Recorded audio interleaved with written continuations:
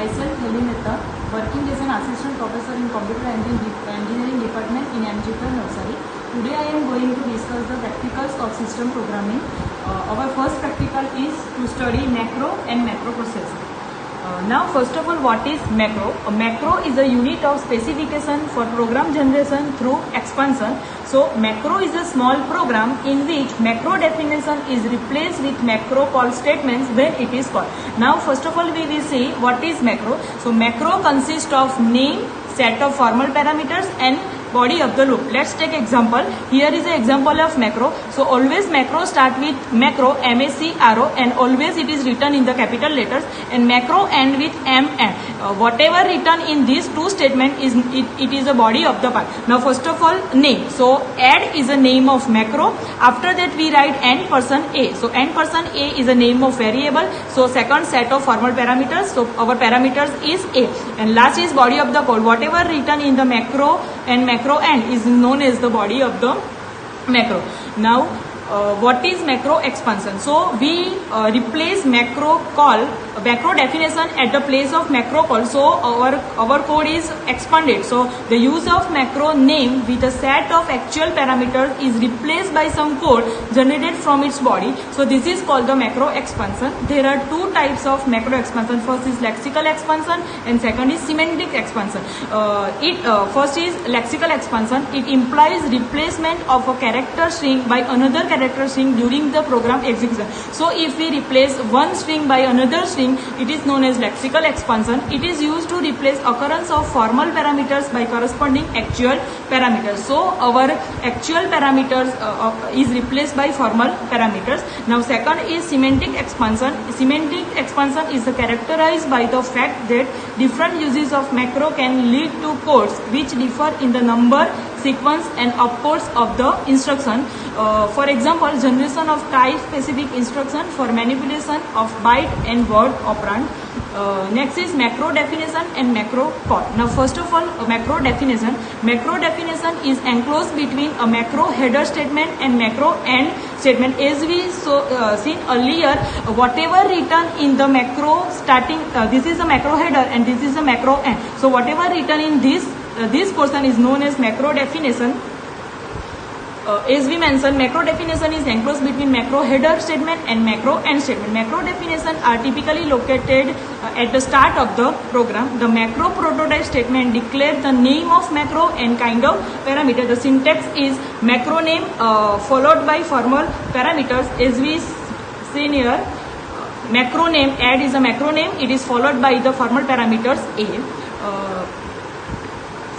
See here, next is macro call. Macro call is called by written the macro name in mnemonics field. Macro call has the following syntax: macro name and actual parameter. So these both are same. The difference is formal parameters and actual parameters, and it is starting with macro name. Now takes one example. Here this is the start of macro and it is the end of macro. Now here we have a macro name font. It is followed by the parameters n%a, n%b and etc. So these all are the formal parameters, and after this macro definition in code we write fun xyz. So these parameters are the actual parameters. So it is actually the macro call, and after macro call, macro definition is replaced with the macro call.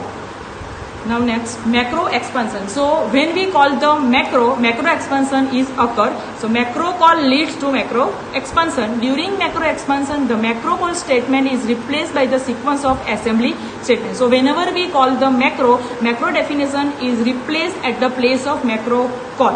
How to difference between the original statement of the program and the statement resulting from the macro expansion? So for that we have two notations. Two key notation concurring the macro expansion. First is expansion time control flow and second is the lexical substitution. So what do you mean by expansion time control flow? It determines the order in which model statements are visited during the macro expansion. So according to the order of statement, we can recognize that this is the macro expansion and this is not the macro expansion. And second is lexical substitution. Lexical substitution is used to generate an assembly statement from the model statement. Now next is the types of parameters. So there are three types of parameters. First is positional parameter, second is keyword parameter, and third is label parameter. So what do you mean by positional parameter? A positional parameter is a formal parameter written as parameter name. Now for example, n% sample is the types of formal parameter. So simply we have to write n% and any name. It is known as the formal parameter. And the value of formal parameter xyz is determined by the rule of positional association rule. First rule is find the ordinal position of xyz in the list of formal parameters in the macro prototype statement, and second is find the actual parameter specification occupying the same ordinal position in the list of actual parameter in the macro call.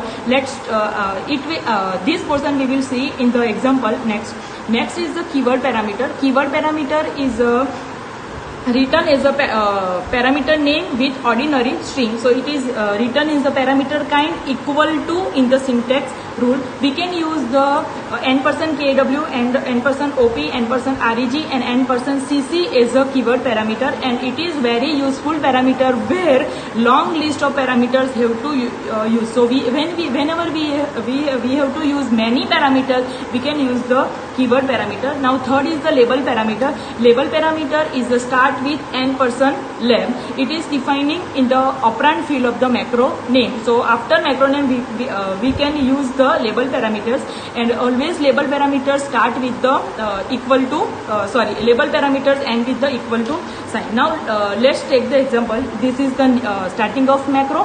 Fun is the name of macro. n% a and n% b are our positional parameter. n% op is our keyword parameter. Its default value is add is given, and our last label parameter is defined by n% lagging, and this all the body of the macro, and this is the macro end. After that, when we call this function when we call the macro fun, here we have a sequence x, y, sub and a, z, z. Let's understand this. Here our first variable is x, so value of x is goes into the value of a, value of y is goes into the b parameter. Here we have a keyword parameter op, and its default value is add, but we pass here sub, so sub is now the value of op, and the default value of lab parameter is a, z, z. Now next is nested macro. In nested macro we have two facility. First is nested macro call and second is nested macro definition. Now let's understand what is the difference between these two. Now first is nested macro call, means when one macro call another macro, it is called as nested macro. Let's take example.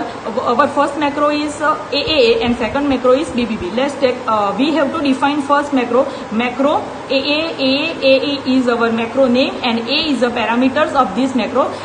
This is the body of the macro, and macro end is defined by the MN.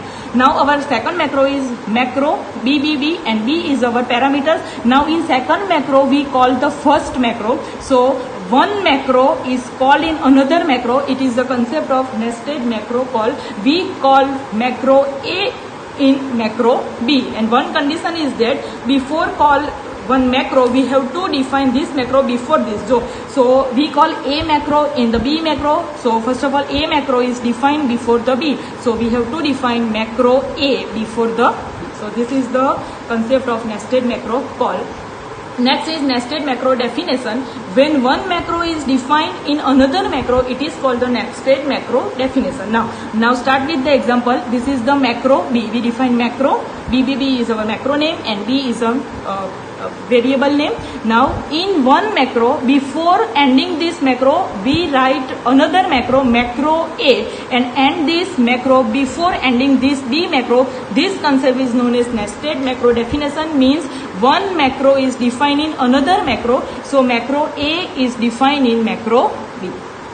Next is the advanced macro facility. There are three types of facility. Facility for alteration of flow control during expansion, second is expansion time variable, and third is the attributes of parameter. So for that we have three control statements for the controlling during expansion. First is AIF, second is AGO. Hello everyone. Today I am going to discuss our second practical. This is to study of LAX and YACC tool. Now first of all we will discuss what is LAX and what is YACC. So when our program is compiled, initially the compiler takes the input source program and break it into the stream of token. The token can be keyword, identifier, relation operation and so on. Let's take one example. Here our statement is integer a is equal to b plus 20. So first of all this statement is taken by the compiler and it is divided into the lexemes. So our lexemes are integer a equal to b plus and 20. Then after it is categorized in its category. So integer is known as keyword, a is known as identifier, equal to is known as operator, b is known as identifier, plus is operator and 20 is constant. These all are the token. As we mentioned earlier, the tokens can be keyword, identifier, relational operation and so on. After categorize these tokens are grouped together by the syntax analyzer phase of compiler in order to detect the syntax of the programming constructs. Creating a compiler is a critical task. Hence we can automate the process of building compiler by using automated tools for generating various phases of compiler. So LAX and YACC are these automated tools. The LAX is used for generating the lexical analyzer program for the compiler and YACC is used to generate the syntax analyzer program automatically.